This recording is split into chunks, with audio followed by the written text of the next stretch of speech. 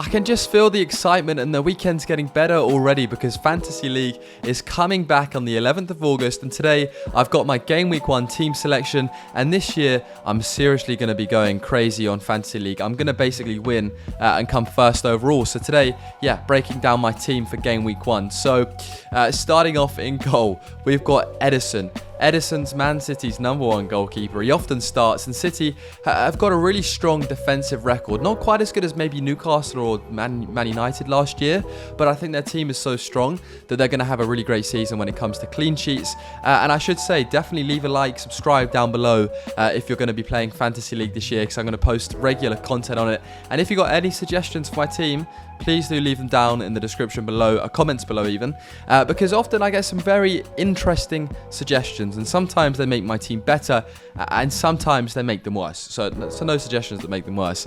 And join my league. I'll leave a code at the end of the video. So coming down to the defense. Now, this is all off my own bat. I'm not actually looking at any other YouTubers. This is what I would pick. Botman, 4.5 mil. He is coming in cheap. Newcastle, solid defense. Likely going to continue that run this season as well. A few good signings, a few key signings. Followed by Alexander-Arnold. He's playing centre mid, centre defensive mid. A lot more attacking, like that John Stones sort of role. And by playing there, he's also got the chance of getting a few more, I'd say, goals. He scored for England. He's got a great long shot on him, and assists and corners. And then he's also got the clean sheet bonus. But this comes at quite a hefty price tag at 8 million. So let me know if you think he's worth it or not. I'm really undecided because he's very expensive basically. And then Reece James, Ben Chilwell.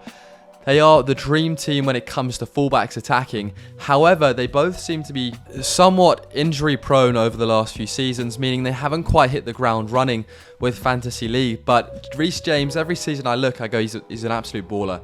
There's a real hope that he's going to do well. So I've got him straight into the team. Now, my midfield, I've gone a bit rogue. Okay, I've gone very rogue with this midfield. Basically, I am a fan, and I always have been, of going for a few new starters, a few new signings. And whilst they've both been in the Premier League last year, the two centre mids, or the two midfielders that I've got straight in my team are Maddison and Mason Mount.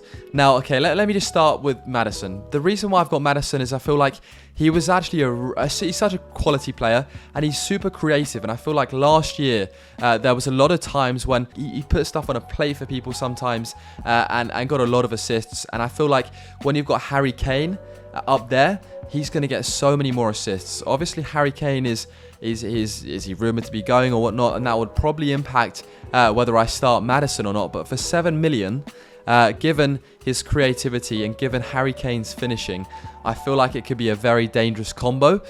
Mason Mount, brand new signing, Man United. Yes, I'm keen on him again at a price point that I think is really competitive. So you've got Rashford, Bruno Fernandes, Mason Mount, Anthony. You've got quite a stacked front line there, but I feel like Mason Mount could and will break into the first 11. And if he does so, maybe Fernandes drops a bit deeper. Whatever happens, happens. But I feel like he could really be on for quite a few good runs in FPL. He didn't have that strong of a season last year, but I feel like if it gels well for him at United, I feel like it's going to be killer. Saka, staying at a reasonable price point for his returns last year. I think he's 8.5 million. And that, to me, is just an absolute bargain, given he takes corners and given the form he was in last year. 50% of teams having him starting. And it's kind of like, if you haven't got Saka and he does well, you're going to be off to a rough start. A good fixture for Mason Mount. Not Arsenal, Saka, Maddison, Mitoma as well for Brighton. Great opening fixture. Chelsea and Liverpool, tough opening fixtures, but Botman, decent one, and same for Edison. And then we move on to the attackers, because Mitoma, 6.5 mil, nice and cheap, and pushing a few goals hopefully here and there. Gakpo, 7 mil. It's a cheap striker. I wanted to have a Liverpool player in my team. Salah was a tiny bit too expensive. Then it was Gakpo or Nunez up front. And I thought, you know what, Gakpo had a decent season last year, his first one, and started an awful lot. With Firmino departing as well, I feel like he's going to get more game time. Obviously, Jota's going to be the competition. But I feel like, and there's obviously, of course, their signing that was injured a lot last season. I might look at getting him in, actually. He was really good. The name escapes me right now, but I'll check in a second. Gakpo, followed by Haaland, followed by Isaac. Now, Isaac is a top baller as well. Same for Wilson. Haaland, 85% of people have got him. You've got to have him. And then my bench is Areola, Mings, Rice, just because I thought, why not? He might be going to Arsenal. And then Bell. So there's my team. Let me know what you think. The thought has come to me to check out transfers. Go over to Liverpool because I feel like I do want a Liverpool player. And just take a look at their midfielders. So obviously they've signed McAllister. They've got Jota in midfield this season. Luis Diaz. Now here's the thing. Do I want to have Luis Diaz in as a midfielder, or do I want to have Gakpo? That is really going to be one of my biggest dilemmas. I feel like Gakpo had a good start to the season, but it's just about who's going to get more game time. Is it going to be Diaz or is it going to be Gakpo? If Gakpo's playing striker, but I think he plays more on the wing.